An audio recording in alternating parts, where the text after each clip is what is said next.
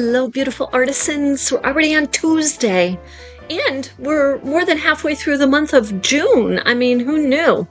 It is a little hot today, but it's not too bad. If you are new to the channel, I welcome you. I am so grateful to have you on board. I look for suggestions and comments, and if you're coming back, I look forward to continue hearing from you, and I thank you so much for being with me on my journey in my art world. So with that, I want to share with you my completion of my yo-yo quilt. Now, if you remember, we started about, I'm going to put this down so you can see a little bit here. We started this quilt about probably a month ago, and I really thought I would be finished with it, I'm going to be honest, by middle of the summer. So I'm going to put this back up. And I'm moving along a little quicker on it than I thought. Now, this is something I would normally have done within a week or maybe two, if just focusing on it and staying right on it. However, as you know, we jump around to our different projects, and actually I'm going to bring you with me on the needle felting a brown bear. And I plan to start that later today, maybe early this evening, but definitely by morning tomorrow. So I'll bring you with me on that. But in this video, what I want to share with you is that, so as you know, we focus on using all recycled fabrics and scrap fabrics and scouting them out at the thrift shop, you know, seeing what we can find. And where that brings me is to a place I would not go. It just does. I mean, there is no way, for example, if you look at these pieces, there's just no way I would match this kind of, it's almost a Christmassy paisley. And then there's this blue, and then there's this teal. And this is not typically a pattern that I would go for. And but I'm a little non-traditional anyway, and many artists are, so who knows what I would really go for. But I have to tell you, the person who donated, or she donated or gave to me, she was very kind, and she gave me this paisley, the dark blue paisley, and the green, and this little snowflake kind of snowbud there. It's adorable. And they're all, well, the white one is definitely vintage, but this is what she said to me. She goes, I'm not going to do anything with paisley. So she goes, maybe you could do something with paisley. So it's all in what people like, right? And what their projects are. But when you mix all of these together, it's the hodgepodge or the crazy quilt concept that kind of jumps out, and you're like, this is working. This is fine. So with that, just a reminder how I ended up doing my yo-yo quilt. Now these are all, I'm going to put this down while I'm talking. These are all tie knotted in the center. That's all I've done thus far, with a few of them tie knot. So I'm going to bring you with me on how I tie knot the edges. So I want to show you that, and how I do them towards the very edge of the backing. Now, I use a backing because it's a preference. Yo-yo quilts were made many years ago. When they were being made, they were made without a backing. Some of them had a backing, but they were largely made without the backing. And it gave the beauty of being able to show the back part of the yo-yo and just having that be the back part of the yo-yo. Is it strong if it is tie knotted by hand with no backing? It is. However, I really do believe the obvious is that the gaps in it, it's just more room for a gap of in between the yo-yos to get caught. Where this way you have a backing, because I am doing a total of 5 tie knots, the middle, and then 4. And because I'm doing that, um, it, it's, I think, stronger in that way, because the tie knot in the middle is secured to a backing. And a tie knot, if there was a tie knot in the middle of a yo-yo, let's say, that has no backing, just they're making just a yo-yo quilt with just yo-yos, it would be not attached to anything, right? So with that, I'm keeping my coffee near me because the high humidity is making it so I could lose my voice. We don't want that to happen. So with that, what I want to do is I'm going to put the screen down. Now what I did was I have these up here to as weights. They're holding down the quilt because it goes all the way down. It's about 40 by 40. So it turned out very nicely. And so I'm going to show you now. So here, I may have to move. Oh, I guess I can move this. Yeah. There we go. So this at the end, I want to just show you the backing that I'm using. If you look at the backing, this is a blanket. It's like a cottony blanket. So, but it already has its hem. So, I mean, how perfect is that? So what I did, and I'm going to try to move this computer back without it falling so you can see.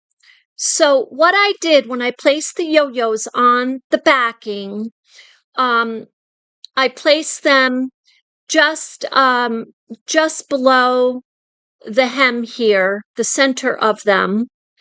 And so what happens is you have a scallop effect going all the way around the blanket. Now, these yo-yos are, just to remind those who started with us on the journey over here on YouTube, I have been sharing my progress of the yo-yos right along with the Patreon community. So I switched to larger yo-yos. So the circle diameter of these was 14. So then when I started to make the yo-yo, it brings it down to about 7. So they're a nice big size. And I did play around with putting little yo-yos in between and kind of making little florets. And I didn't like it right off the bat. So I kind of held back on that. And now the one thing I did was I did pay attention to the type of scrap fabrics. So these have fallen off the edge. These are all sewed on, but they're sewed in the middle. So they're kind of falling over the edge here, but they're still on their backing. So I paid attention to the fabrics. So because I mean, look, you could use a regular kind of fat quarter cotton weave, totally. And then you can switch to, because it's scrap fabric, you want different textures, you can switch to a synthetic or acrylic, silky kind of. However, when you do that, what happens is, because of the type of fabrics, if you cut it, let's say you cut the silky fabric to 14, just like you did your cotton, it may come out smaller. So, and you have your variations of your textures, for sure adhered, but you will definitely have different, if you're trying to do a pattern or something like that, you definitely have a little bit of a challenge with your rows and the number of yo-yos per row would probably change. So with that, I will show you how I do my tie knots, and they're very super duper simple. Now I use the middle of the yo-yo as kind of a measure for me, like a guideline, because when I put a tie knot, I'm going to put it over here, I'm going to put it over here, or over here. I'm going to stay consistent to using the center here as a guideline. So I would stay consistent with all of these in a row going horizontally so we can put one here right off the bat. And I'm going to pinch these together like that. Now you can do this two different ways. You can overlap one to the other, and then this one like that, or you can do like this. It doesn't matter. You can or you can pinch them like this, and then just kind of, oh, sorry, I got to actually move this out of my way. So keeping consistent with the center. In other words, you're using your center as your measure. For example, you don't want to come way up here away from the center to do a tie knot. I mean, if you do, you do, but typically this is how I do it. So what I'm going to do, just to give you an easier idea of what to do, I'm going to pinch them together. I'm using my middle as my little measure, and I'm simply coming through.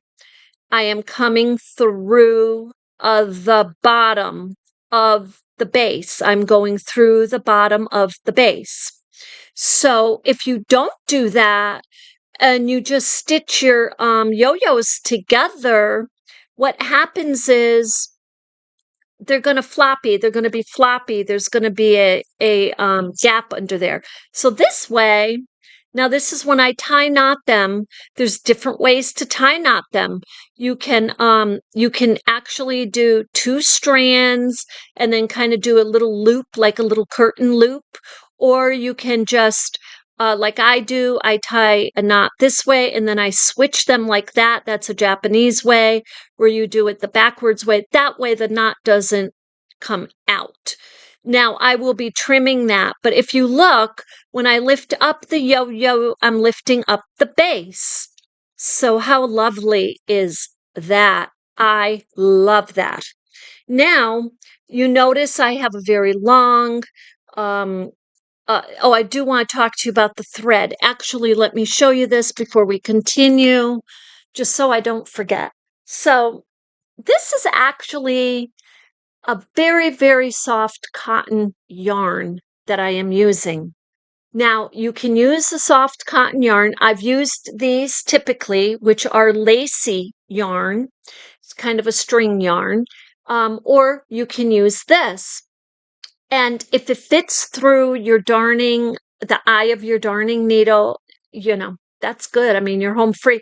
If it's too thick, you're not going to be able to pull the yarn through your fabrics, because if you look at this, you're pulling through, this is 1 layer, this is 2, this is 3, and thus quilt. It takes 3 layers to make a quilt.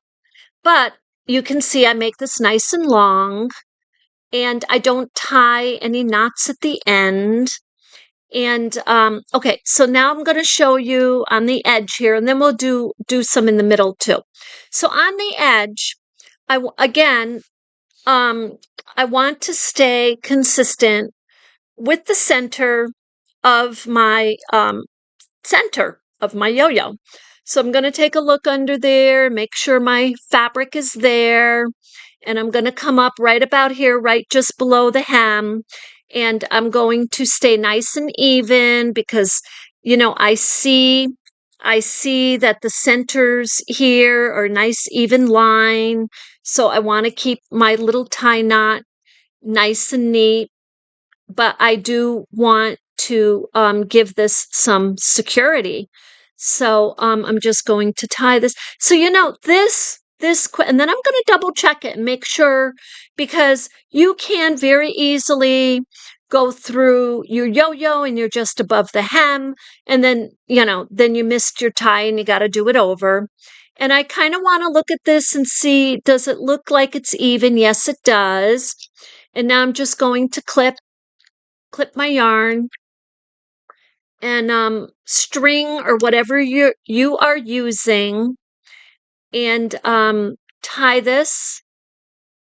And now this whole quilt is handmade. That's it.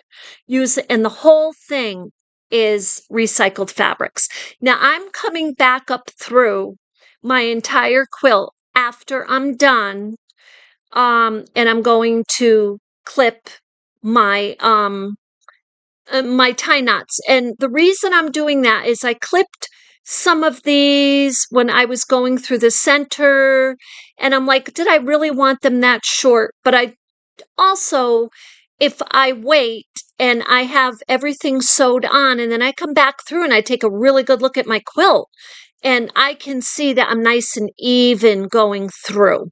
That's just kind of how I wanted to do it.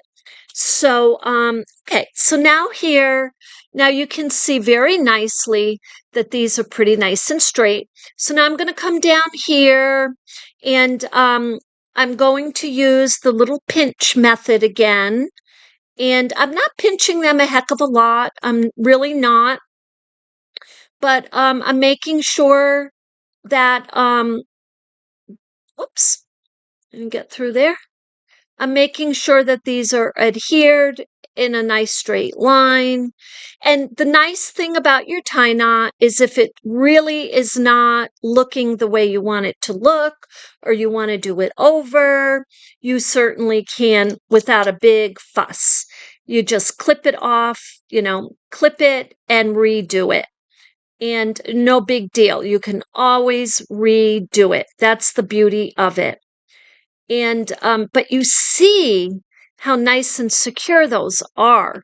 So now I'm coming over here and I'm like, do I need one on the end? Now, after I finish this quilt, if I feel like I need to put a little stitch here, I can always put a little invisible stitch, or just a little stitch. And it doesn't have to be a tie knot, because I have a tie knot right smack in the middle there. And if I was to put one right now to get that back part, it would come here and it would be standing out as kind of uneven and whatnot. So if I can get my consistency, that's what I'm going to do. So, and the scalloped edges are just lovely. I mean, look at that. They're just beautiful. And they're just so natural and easy. They just happen because you've got the circles. These are circles. So they're going to naturally make a scalloped edge like that.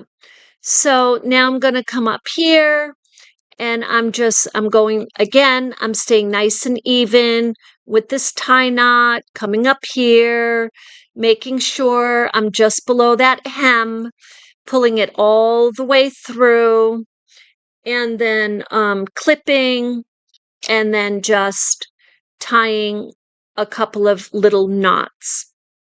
And that's how I'm doing that. Kind of give that a little twist. So now I go the other way, and that's just lovely. This is going to be adorable. So now, and you can make the yo-yos any size you want. It does not have to be what I did. I did 14 inch diameter circle. I've seen them bigger with the little florets. You can do 8, whatever you do. If you do 8-inch circle and then you make your yo-yo is going to be about 4 inches. So in diameter. So it's going to be about half of whatever it is that you're doing. So this is how I'm going to go along today. And I really, really wanted to bring you with me. And now I'm going to be starting the needle felted bear, and I'll bring you along. When I start that, this will be complete, and I'll just kind of hold it up and show you. And if you have any questions at all on your beautiful quilt that you're working on, and specific to what you're doing, maybe it's the fabric, maybe it's the way the yo-yo is coming out, and you want it to come out a different way. And I also want to share with you, in the next yo-yo quilt I'm going to make, I'm going to do something a little different.